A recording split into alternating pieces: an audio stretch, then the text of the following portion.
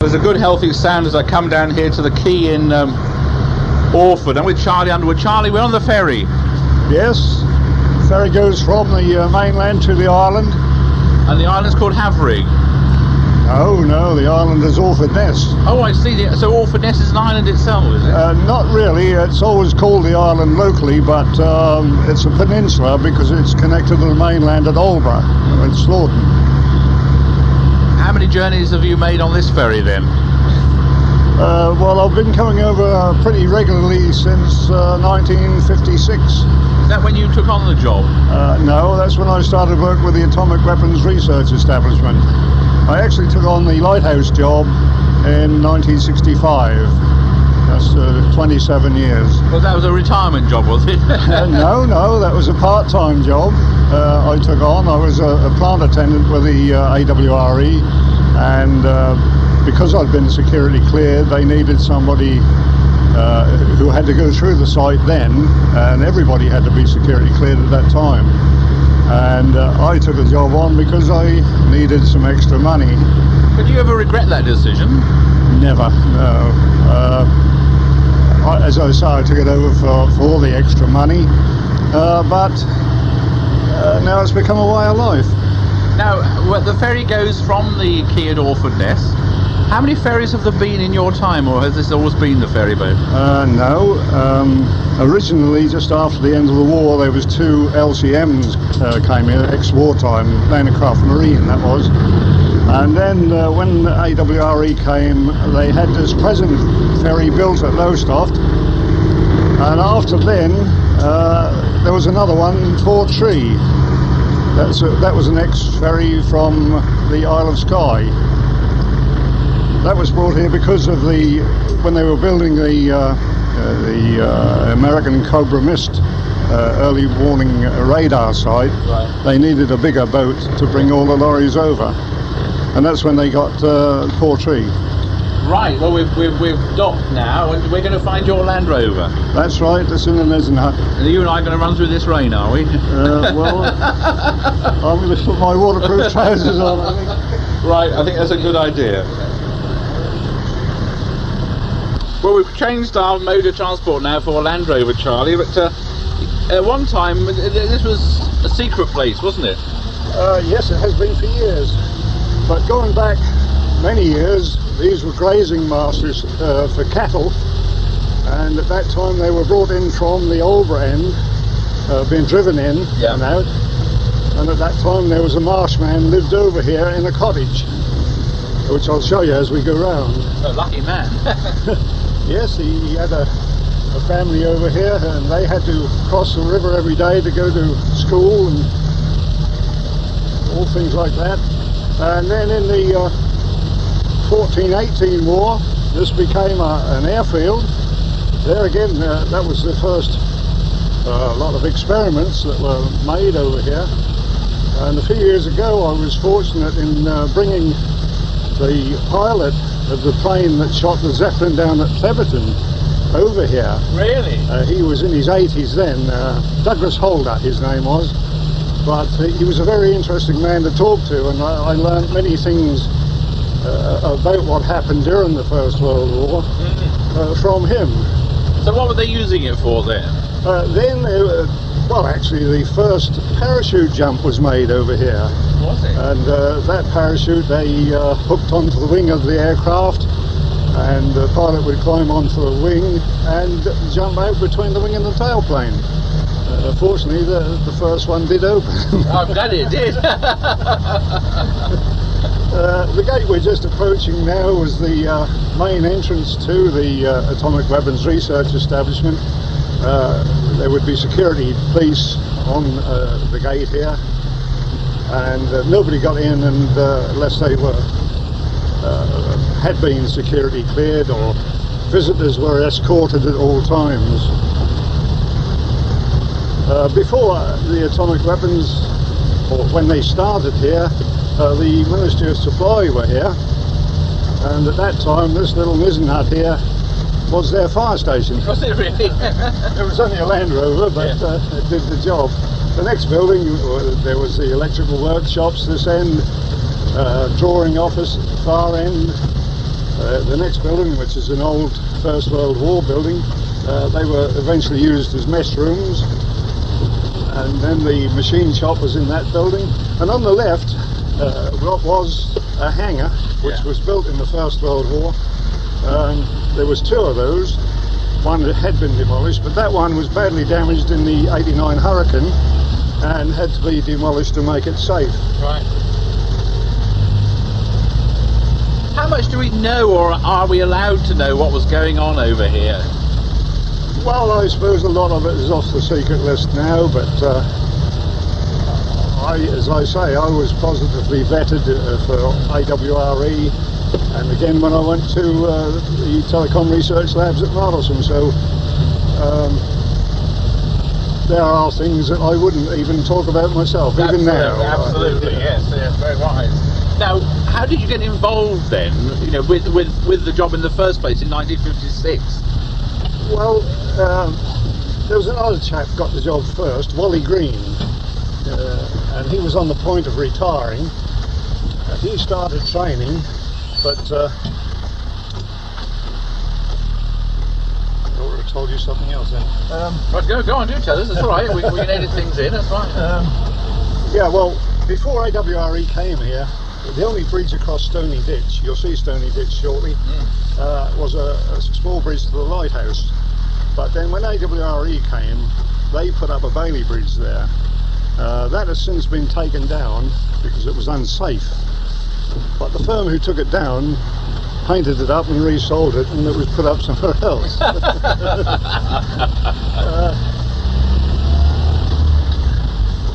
No, I became involved when this chap who... Wally Green, was on the point of retirement, and he started going up there training, and he had pains in his chest. He went to the doctor, told the doctor what he was doing, and he was advised not to do it. Right. He told me about it, so I then saw the station secretary at that time, and he got in touch with the chief superintendent at Harwich, and he came and interviewed me, and I got the job. Well, what were you doing before then, Charlie, then? Well, I was working at that time for the Atomic Weapons Research Establishment, yes. But before then I worked on a farm. Well, I never did. Oh, yes. From the sort of the old world to the new in one big leap. Oh, it was, yes, in a completely different world.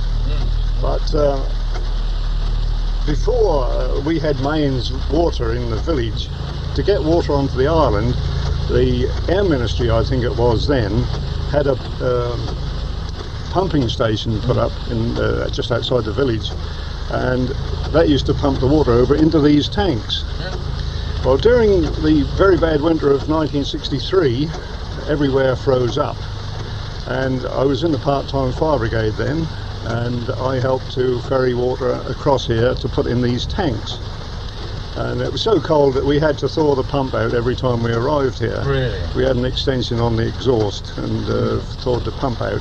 And that square tank, they erected a platform under there and put braziers on and put tilts all the way round, and so the heat kept that one clear. Running, right, yeah. It looks in good order today, actually. Oh, it does, yeah. Are there people who live on the island today? No, not anymore. Now that's where the cottage was there. Just there, right. Yeah. How many acres is it roughly? I couldn't say offhand. No, right. You'll be surprised as you go over, because looking at it from the mainland you don't see half the area here. But during the 1953 East Coast floods, there were two security policemen on here on night duty at that time. Harry Brown, who still lives in the village, and Billy Richards. And one of them got on the roof of a toilet block near Stony Ditch, and the other one got on the roof of another building, until they were rescued by Reg Partridge and Vic Brinkley. They were local boatmen, and Reg got the BEM for it, and Vic got the Queen's Commendation for bravery. But that was the flooding? That was in the 53 floods, yeah. So the whole island was basically... All this lower part of the island was flooded. Rather an amusing story. there was a lighthouse keeper. He was a supernumerary, which was a learner. He'd been posted here the day before, and I've took him to the lighthouse a few times since. And he woke up that morning, he saw all this water, so when he called the principal keeper, he said, "We've got a high tide this morning, Governor." Of course, when the keeper looked out the window, he did see what had happened, but he always laughed how naive he was. That building there, that was the administration headquarters of AWRE, and there was a fire and ambulance station there. That was the main boiler house. That was my domain. I was on boilers and air conditioning plant, and the boilers supplied the steam for the air conditioning plant up at the labs up on the shingle there. You'll see them shortly. And we had to go around every 2 hours to check all the air conditioning plant. It was vital that the labs were kept at a certain temperature and humidity because of the explosives that were being used at that time. We're sort of going off the beaten track now onto an asphalt, was that a gravel road really? Well, this was actually an asphalt road at one time, but it hasn't had any attention for years now, so it's gradually breaking up. Over to the right here, you can see a Nissen hut, a long Nissen hut that's been demolished.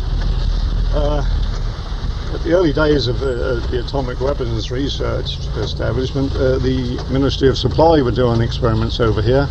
One of them, they had a field gun on this concrete plinth at the end here, and they would fire a shell up the centre of the Nissen hut, which would trigger cameras to photograph the flight of the shell as it went.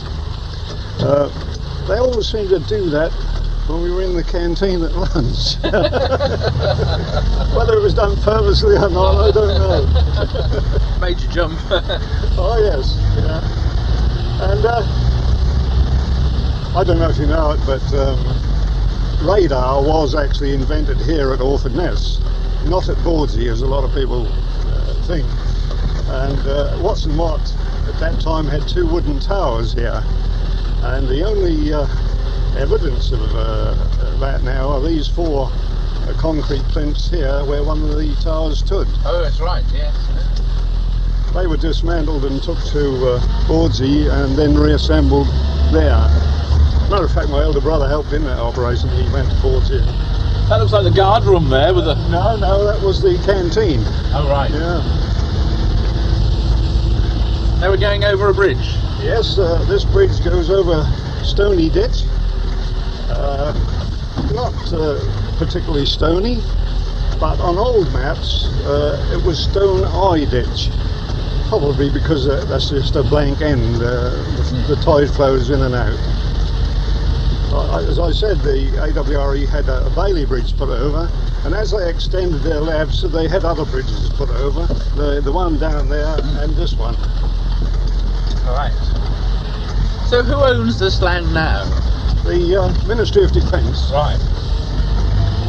The building you can see on the left coming up now was the magazine where the explosives were stored when they were not in use. And if we look over to the right, you'll see that the low building on the right was the control rooms for the 3 labs that you can see further out. 2 of them are pagoda type buildings, and the far one housed a centrifuge where they would put whatever they were testing on the end of an arm and revolve it at great speed to create G-forces. The other 2 were vibration labs where they would put their things in and shake them up. There's a big building in front of us there, right, Jingo? Yeah, but the pagoda type buildings, as you can see, there's a big slab, concrete slab covered with shingle on top of the pillars, and the theory there was if there was an explosion, the pillars would be blown out, the slab would drop down and smother everything. When AWRE left, they asked the army if they could prove the theory, and the army said they could, but there wouldn't be any windows left in the village. The building straight ahead is a different sort of explosive building. 6-foot thick reinforced concrete walls, light alloy roof, and had there been an explosion, the force would have gone straight up rather than outwards. This particular building was used mainly for assembling the various things that were being tested before they went to the other labs. Although at one stage there was a trial done in there, a continuous trial of 1,000 hours.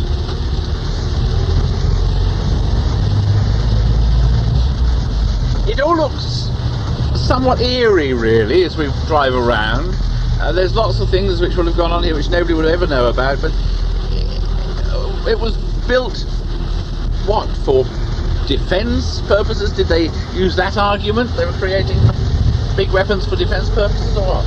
Well, of course, at that time the atomic bomb was being developed, and we did have tests in Australia and Christmas Island.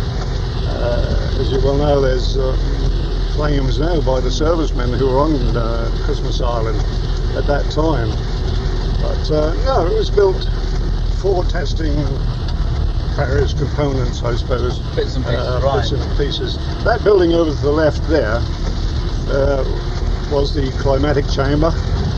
They would put things in there that they were testing, and they'd take the temperature down to minus 20 degrees centigrade, and take it up to whatever they wanted. They'd do that a few times, and then take it to the next lab you can see coming up, where it would be put on a vibration machine and shook up. Right, Charlie, we've come to an odd-looking building now. This was an old windmill.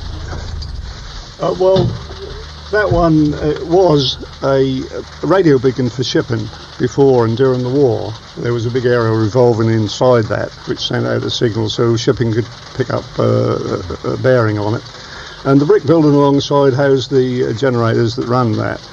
And at that time, that building and the brick building you can see in the distance were the only buildings this side of Stony Ditch. Right. And access was gained by a small gauge railway across a bridge over Stony Ditch. At that time there was no roads here at all. Really? And it wasn't until the 1950s, when the Atomic Weapons Research Establishment came here, that they put in the Bailey Bridge and put all these roads in. Right. The other low building there was the telemetry building for AWRE. They used to do bombing trials here. And one of them, a Royal Navy Scimitar aircraft, would approach from Bordsey at about 200 foot. And when he got just past here, he'd go in a steep climb, and as he climbed, he'd release the bomb, which had the effect of going in a large arc, so that by the time the bomb hit the sea, then the aircraft was well out of range, had it have been a proper bomb. Right, we're going on to the lighthouse now, are we? Yes, we'll carry on down here.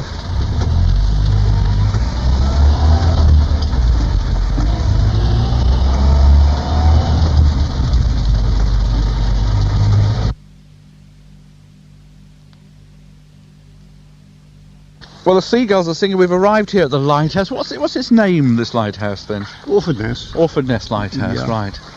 I love the sign on this which says private property. Double security locks. Oh, yes. Yeah. Right. The day that was built, just to prove it is 200 years old, is up there in Roman numerals. Now, this was built by Lord Braybrook. Lord Braybrook. And why did he build it here? Well, before this one was built, there were other lighthouses further to the east, but because of the sea was scouring away there, they got washed away or burnt down, some of them. And then he decided to build this one much further back, and eventually the other brick one was washed away. And his theory proved correct, because this one has stood for 200 years. How were the other ones fired then? I mean, how did they actually work? Well, the original ones, they had two then to lead between the Albury Napes and the Sizewell Bank. And the one in the front, called the Small Light, was candle lit. And the one behind that, called the Great Light, was lit by coal. When you say lit by coal, I mean, there was a brazier in there, was there, or something? Oh yes, there must have been. Yeah, That must have been manned all the time then. Oh, that was, yes. Yeah, and then the keepers used to come from Aldeburgh, but there was no living accommodation. They would come down at night and be here all night and go back in the morning. And did they have glass or anything to reflect the light? They did after a bit. I've done quite a bit of research on the lighthouses, and I am writing a book on the history of them. Good. And so, but I can't remember the dates off my head. But yes, they did put glass around eventually, and then they gradually developed into what it is now. Yeah.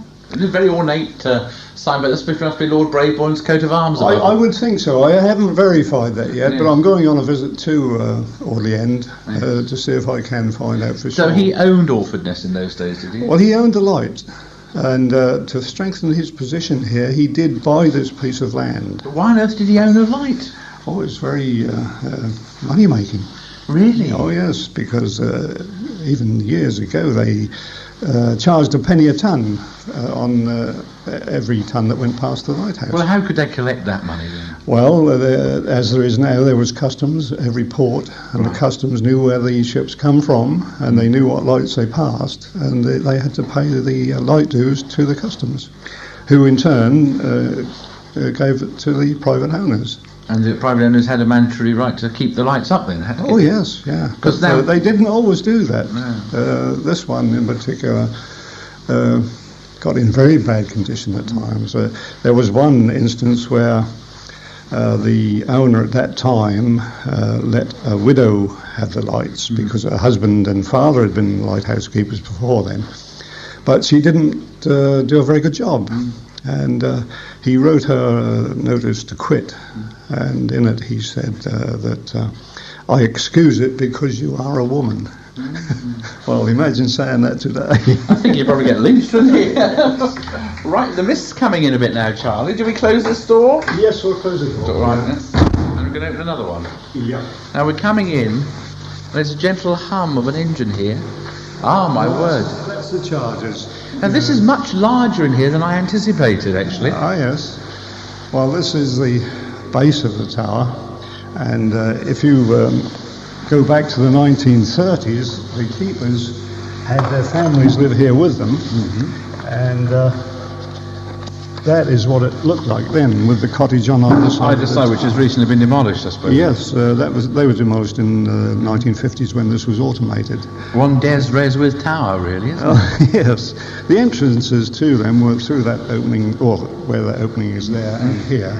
And this was a common hallway for both families, and as you can see, they each had their own staircase. Right, yes, of course. If you look just under that light up there, you can see the outline of the doorway that went into the bedroom. Oh, yes, that's right, yes. That side and this side.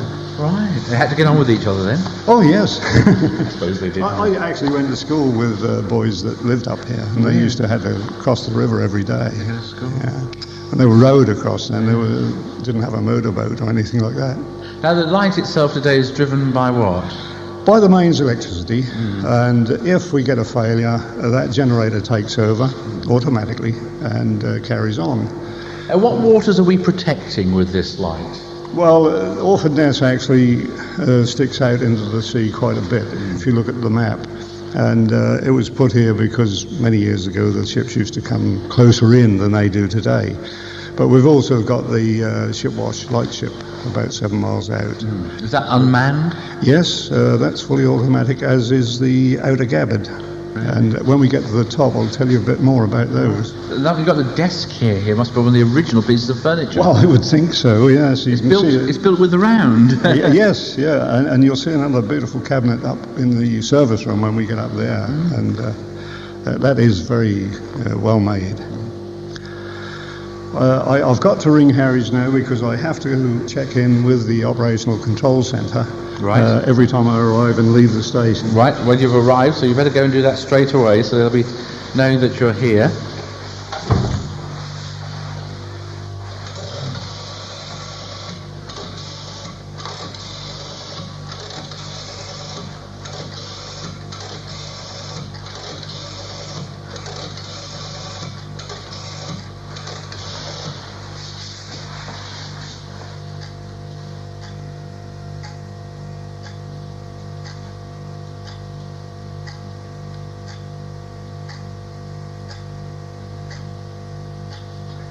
Charlie Orfordness. I'll be up here for a little while with the BBC Radio Suffolk. Give me a call when I'm finished. Right, cheers. So they know there's somebody here. Oh yes. We're legitimate, that's right. Yeah, it is for safety reasons. Absolutely, yes, of course, right.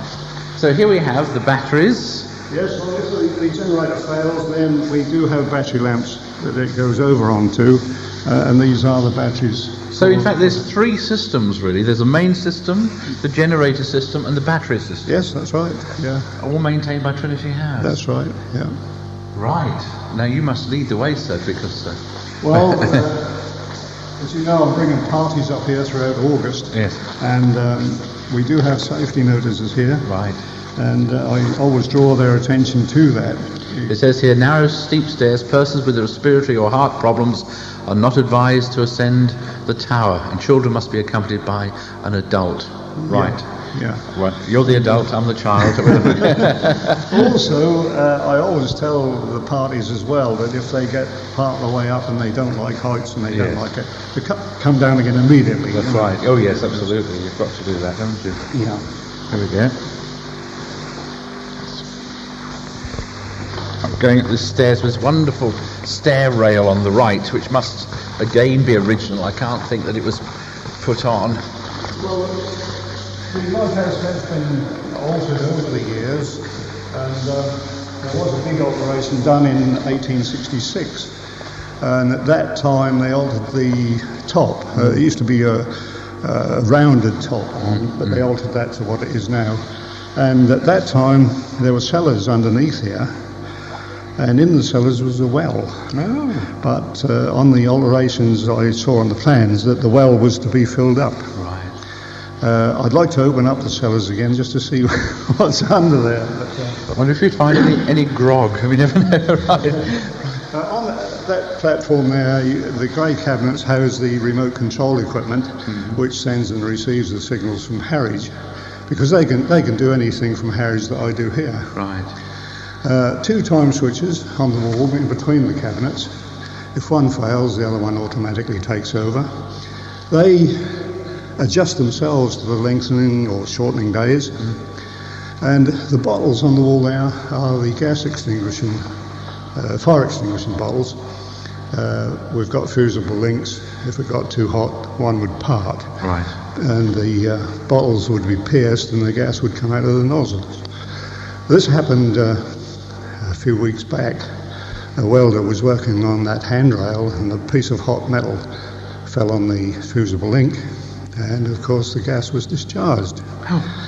And luckily it was a BCF gas they could walk through. Yes. Otherwise, if it had been CO2, they wouldn't have been able to.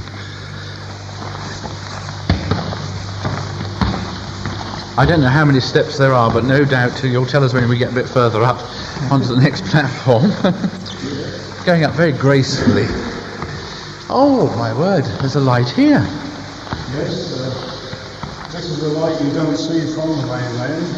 It's a fixed light called the sector light. When the light first comes on, as you can see, there's 3 lamps there. The centre one is the battery lamp. Right. That comes on to prove it every time. Then the holder goes over, that one comes up right and light up. Right. If that fails during the night, then the holder would go over and the other one would come up right and light up. The light is reflected from those prisms there back through that lens, and from that one back through that lens. The red window to the east serves as a warning of the Sizewell bank, and the red sector here to the southwest, the red sector is a warning of the Whiting bank, and the green between the bank and the land. Charlie, I never realised that these prisms were so large. It's really scientifically designed, isn't it? Oh, it is. If you come here, they're set so all the light is brought up to the window. Right. If you look through there, you can see the lamps Yes. upright. If you look below this level, they are upside down. Yes, right, yes. So the light is refracted up into the window. And the same as the top, that brings it down to the window. Right, we must move on, I'm afraid, isn't we? Right, okay. Here we go. Up the steps.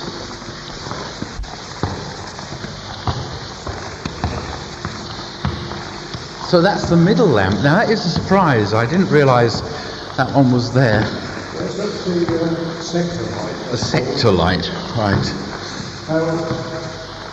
Before it was electrified, it was a paraffin light. Mm-hmm. And during the day, the keepers had to carry the paraffin up here to put in pressure vessels on the next floor. Mm. That's why we're standing on a little platform now, so that they could put their cans of paraffin down and have a rest. Right, yeah. And there's another one a little further up. Wouldn't a winch have helped?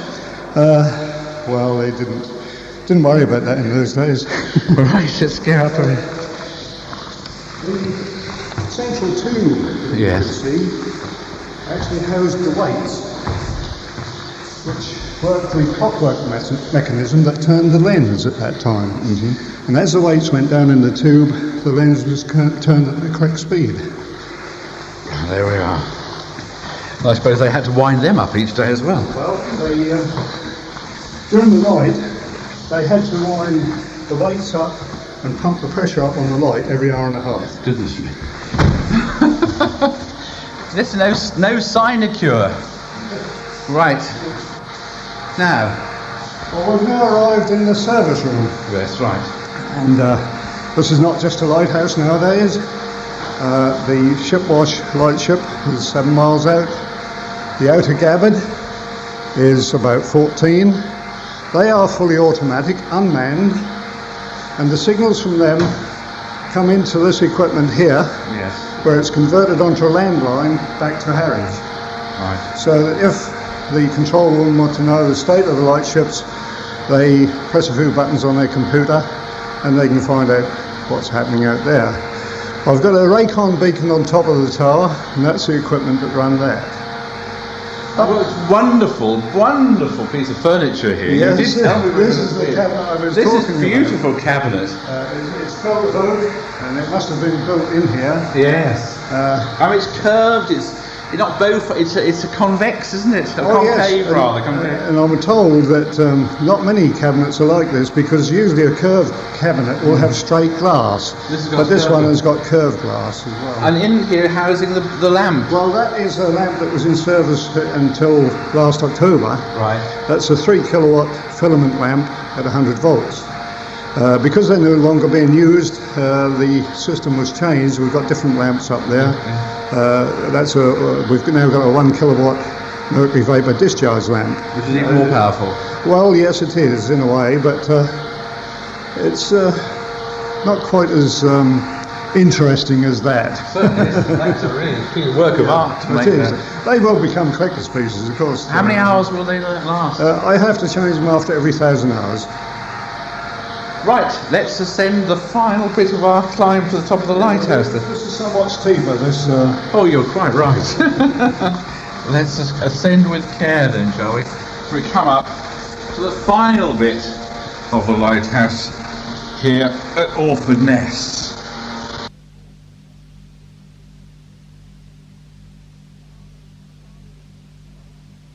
Charlie, we've reached the top, and we're here by a most magnificent piece of equipment with the lantern, really, aren't we? The lantern room. This is it, yes, we're in the lantern room and this is the main navigation light. As you can see, we've got 2 lamps in there. The one this end is the one in use, which comes on at night and goes out in the morning. The other one is the standby lamp. If the main lamp failed, the holder would go round and the other one come into position and light up. Right. If, in turn, that failed, it would go over to the battery lamp, which is outside on the gallery. Yes. That revolves at the same speed as this, so you get a flash every 5 seconds. Right. Why is it revolving now? It's daylight. Yes, well, until last October, it used to stop when the light went out and start when the light came on. But with the new equipment, they decided to run it all the time. So that the sun wouldn't go through the lens and cause a fire during the day. Oh, I see.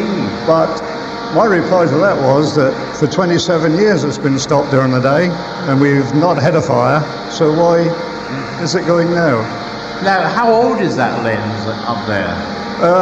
It was actually installed in 1914 by a firm called Chance Brothers, who manufacture all lighthouse equipment and glass, because the prisms, that's a specialised job to grind them, and they're set so that all the light is gathered and beamed out so it can be seen from close in right to the horizon.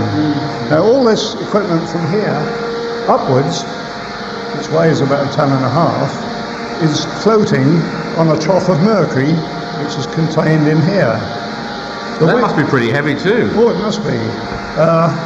The wheels that you can see are only guides, and if I just pull that down like that, you'll see it goes on to the wheels. Oh yes, I see. Right. Yes. So they, as it floats, it's actually floating. It's floating, yeah.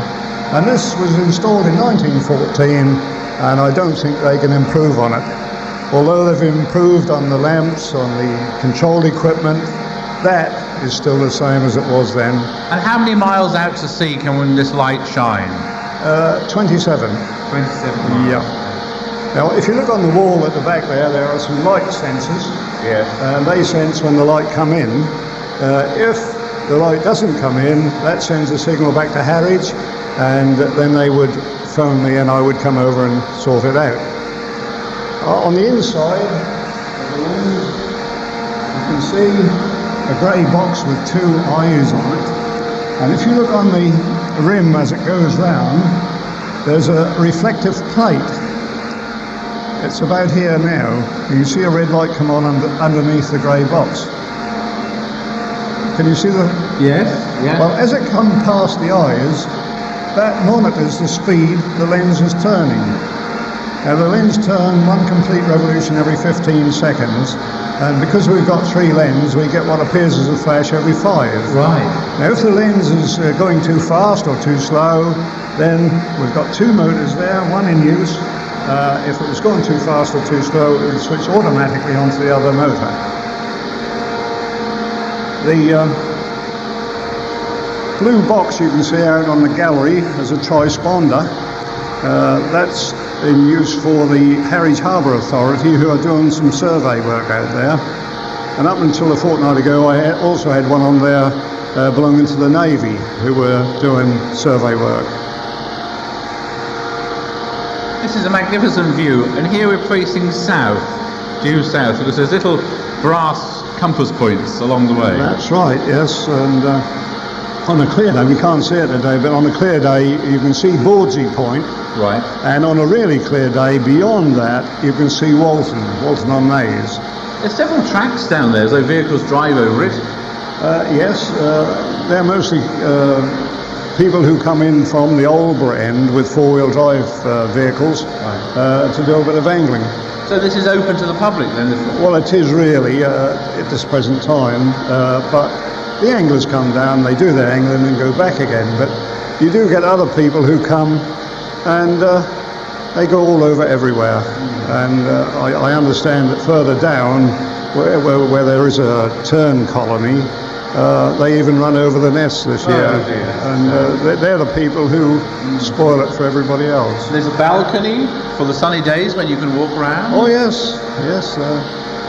It's all well maintained as well. It is most magnificently maintained. And how many years have you been doing this? 27. 27 years. Amazing. There's 114 steps up to where we are now. Right. And I'm doing the parties throughout August in aid of the Somersham Ward support group of Ipswich Hospital. And I bring 2 parties a day on Mondays, Wednesdays and Fridays. But I've found that I've also had a run on Tuesday and Thursday, such as today. And I reckon up the first 2 weeks I'd climbed 1,824 stairs. My word. And then for the rest of the year you're doing your normal job then? Yeah, I just come up once a week for cleaning and maintenance, maintain the batteries and clean this lens. How tall is the lighthouse? 99 feet. Oh. They ought to have went the other foot, didn't they? They didn't even 100. Well, it's most magnificent. So I'm going to walk around the other side again, carefully as we go. with this gear. And what were these? What were these? Yeah, well, speaking tubes. They're speaking tubes, and as you can see, there's PK and AK. When the families lived here, the principal keeper lived that side, and the assistant keeper lived the seaward side. Right. That was the coldest side. That's why the assistant had to be there. Now, if they needed assistance when they were up here, they've got a bosun whistle here. Oh yes. That they would whistle down for help. Would it work? And you whistle down the tube. Yes. And then speak close to it. Also, I've got a fire escape. Yes. Oh, sorry, Charlie. It's housed in this box. It's a rope and a winch. No, it's a Davy fire escape. Oh, yes. I would take that out onto the balcony and hook it onto an eye, feed the line through those two eyes out there, yeah. Put the strap under my armpits, and go over the side. I'm sure you'd be willing to do that. It'd have to be getting pretty hot before I did it. Looking down the side, of course, we can see on top of the old oil house, and well, it's a magnificent place to be. When was the last keeper living here then? I think the keepers actually were withdrawn when I took over in 1965. Right. In September. I came up for training for a few weeks before then, yes. And they were withdrawn, and the keys were handed to me, and I've been looking after it ever since. Become a way of life. If it was clear today, you could see the building to the northeast that housed the BBC transmitters for their world service. That goes out from here. I rather like it as it is with this mist. It's wonderful. Yes. Marvellous. What a wonderful job. Well, I like it anyway. Yeah. And of course, if it wasn't here, there could be a lot more disasters at sea. Oh, I would think so. Although radar, of course, plays a great part in navigation now, and satellites. But the local fishermen tell me they like to see the light. Right then, Charlie, it's time for us to wander, I suppose, is it? Yes, that's about all I can tell you. Right, shall you go first, or shall I? I better go first, haven't I? You go first and read the safety notice. Go down backwards.